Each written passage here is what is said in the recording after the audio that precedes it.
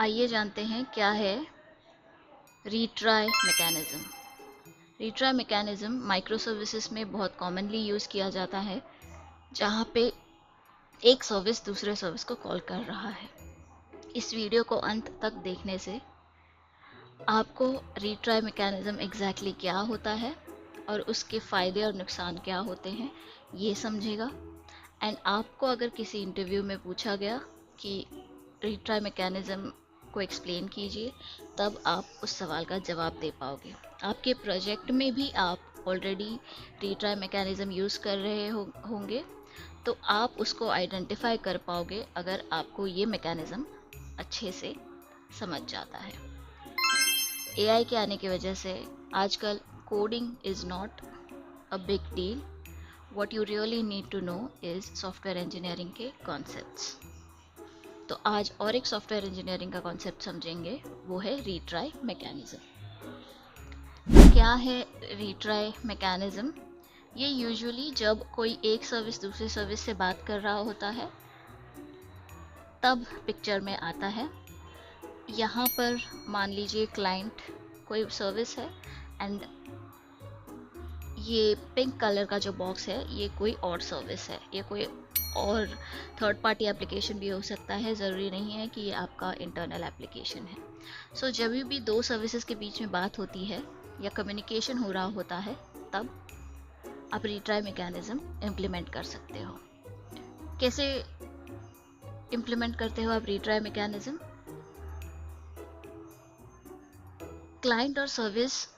Client जब request भेज रहा है सर्विस को एंड सर्विस रिस्पॉन्स नहीं दे पा रहा है, तो आप और कुछ टाइम्स यही कम्युनिकेशन यानी और रिक्वेस्ट्स भेज सकते हो, यानी क्लाइंट जो है वो और रिक्वेस्ट्स भेज सकता है। अब क्यों फर्स्ट टाइम में ही सर्विस रिस्पॉन्स नहीं दे पाता? उसके रीज़न कुछ ट्रांजिएंट फेलियर्स हो सकते हैं। ट्रांजिएंट फेलियर यानी कुछ टेम्पररी फेलियर सर्विस साइड पे। अब सर्विस साइड पे टेम्पररी फेलियर्स होने के रीजंस क्या है? सर्वर ओवरलोडेड हो सकता है, सर्विस जहाँ पे डिप्लॉयड है वो सर्वर ओवरलोडेड हो सकता है, इस वजह से वो रिस्पॉन्ड नहीं कर पाया। That is a transient issue, because जब सर्विस पे लोड कम हो जाएगा तब वो रिस्पॉन्ड कर पाएगा। Second problem is network connectivity. मान लीजिए उस वक्त नेटवर्क कनेक्टिविटी नहीं सही से चल पाई, तो वो एक ट्रांजिएंट इशू है। वो क्यों ट्रांजिएंट है? क्योंकि नेक्स्ट रिक्वेस्ट में शायद नेटवर्क कनेक्टिविटी सही होगी, so it is again a transient issue. फिर सर्विस लेयर पे अगर डेटाबेस कनेक्टिविटी हो रही है, तो डेटाबेस पे लॉक ऑपरेशन हुआ है, उस समय पे वो इशू है, टेम्पररी इशू है, बट आप नेक्स्ट रिक्वेस्ट भेजोगे तो शायद डेटाबेस का जो वो रिकॉर्ड रहेगा वो लॉक नहीं रहेगा and you can make the request successfully. So ये कुछ रीजंस है ट्रांजिएंट फेलियर होने के सर्विस पे। तो इस सिचुएशन में आप ये कम्युनिकेशन रीट्राई करते हो। तो ये इस डायग्राम में आप देख पा रहे हो कि क्लाइंट सर्विस को पहला रिक्वेस्ट भेजता है, सर्विस पे कुछ ट्रांजिएंट इशू चल रहा है जिसके वजह से वो रिस्पॉन्ड करता है क्लाइंट को विथ 500 HTTP स्टेटस कोड है। सिंस फर्स्ट रिक्वेस्ट फेल हो गया, क्लाइंट सेकेंड रिक्वेस्ट ट्राई करने की कोशिश करता है। फर्स्ट रिक्वेस्ट फेल हो चुका है, तो इसीलिए 500 स्टेटस यानी it is internal server error, तो इट हैज़ फेल्ड, इसीलिए client tries to make the request 2 भी फेल अगर हो जाता है विथ रिस्पॉन्स 500, तो client can try one more time. मान लीजिए आप देख पा रहे हैं यहाँ पे रिक्वेस्ट 2 का रिस्पॉन्स भी 500 है, तो ये रिक्वेस्ट भी फेल हो चुका है। तब क्लाइंट तीसरी रिक्वेस्ट भेज सकता है एंड इस टाइम पे जो भी ट्रांजिएंट इशू था सर्विस पे वो फिक्स हो चुका है एंड सर्विस ने रिस्पॉन्ड कर दिया है with 200 status okay, HTTP status okay है। ये 3 बार ट्राई करने के बाद क्लाइंट को रिस्पॉन्स मिल चुका है। यही है retry mechanism, where client can communicate with service multiple times if it is a transient issue. अब ये 3 बार आपने किया है, इसको आप कॉन्फ़िगर कर सकते हो, कितनी भी बार कर सकते हो, बट जस्ट मेक श्योर ये कंटिन्यूसली इनफाइनाइट लूप में ना रन हो। रिट्राई मैकेनिज्म का कोड आपको कहीं भी किसी भी एआई प्लेटफॉर्म पे मिल जाएगा।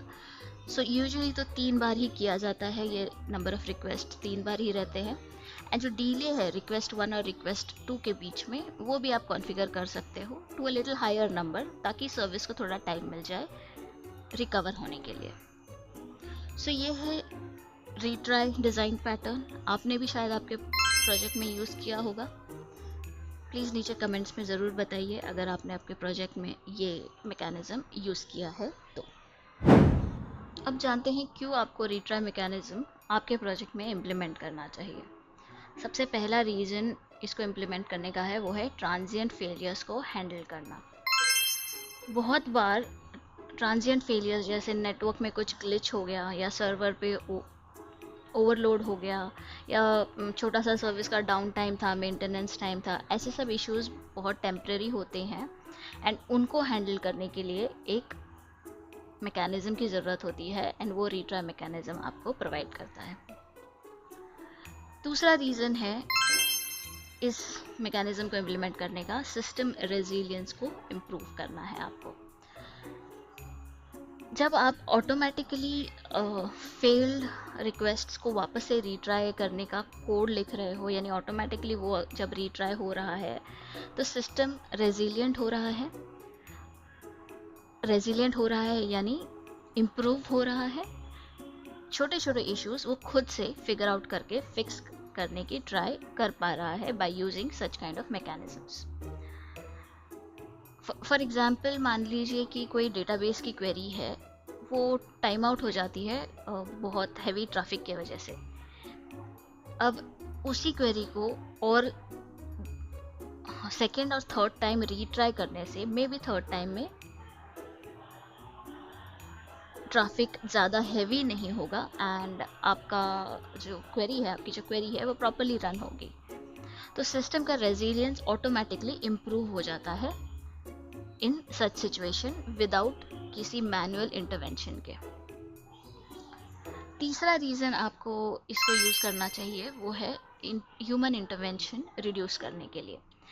यहाँ पर आपने देखा कि आपको मैनुअली कोड लिखना पड़ता है क्लाइंट साइड पे, जिसकी मदद से ऑटोमेटिकली मल्टीपल रीट्राइज होते हैं। इसी में आप कुछ स्पेसिफिक अमाउंट का डिले सेट कर सकते हो, लाइक 1 मिनट तक रुको सेकंड रीट्राई करने के लिए, और 1 मिनट रुको थर्ड रीट्राई करने के लिए, ये कर सकते हो। या तो फिर एक्सपोनेंशियल डिलेज ऐड कर सकते हो, यानी सेकंड रिक्वेस्ट के लिए 1 मिनट रुको, थर्ड रिक्वेस्ट के लिए 5 मिनट रुको, जिससे 5 मिनट का टाइम मिल जाएगा सर्विस को अप होने के लिए।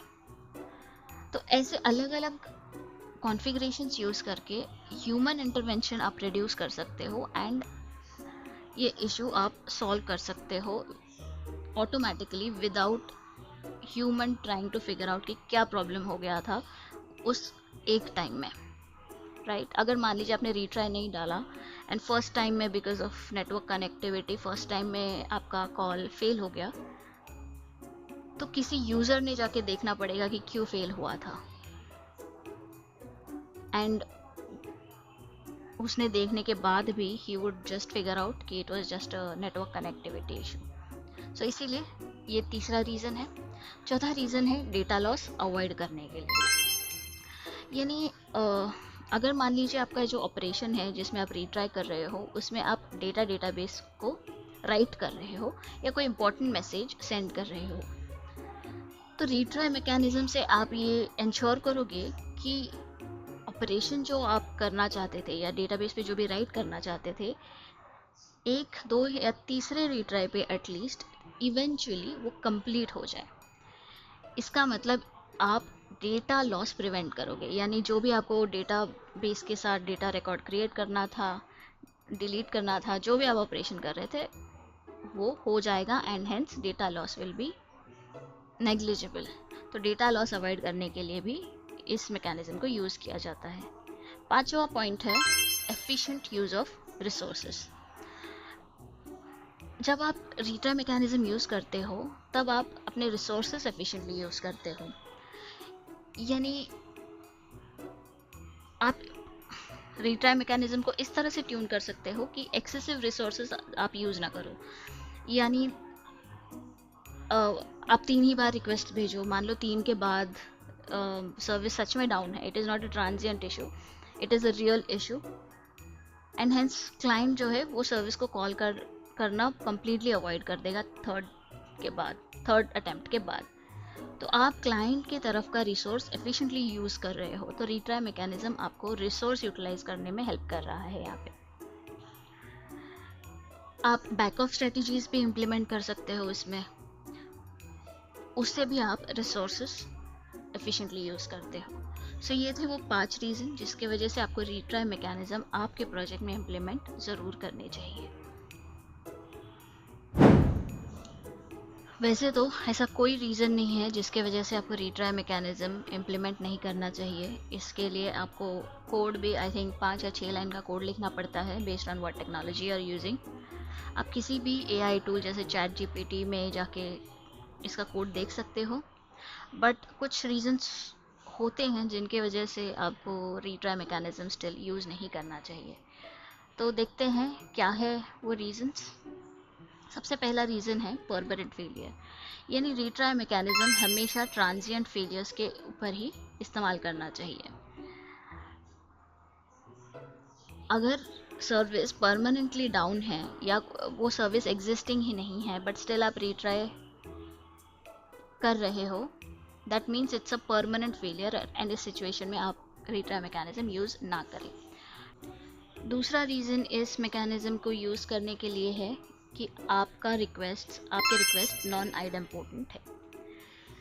यानी अगर आपके रिक्वेस्ट में जब आप सर्विस को कॉल करते हो तो कुछ चेंज हो रहा है विच में lead to unintended state change in your transactions. मान लीजिए पेमेंट ट्रांजैक्शंस है, तो जब आप रीट्राई कर रहे हो मल्टीपल रीट्राइज की वजह से अगर सेकंड एंड थर्ड अटेम्प्ट दोनों चल गए तो कुछ ऐसे रिजल्ट्स आपको मिलेंगे, यानी स्टेट चेंजेस होंगे सर्विस की तरफ विच यू डोंट एक्सपेक्ट। तो ऐसे सिचुएशन में you should not use retry mechanism. तीसरा रीज़न इस मैकेनिज्म को यूज़ नहीं करने का है क्रिटिकल सिस्टम्स।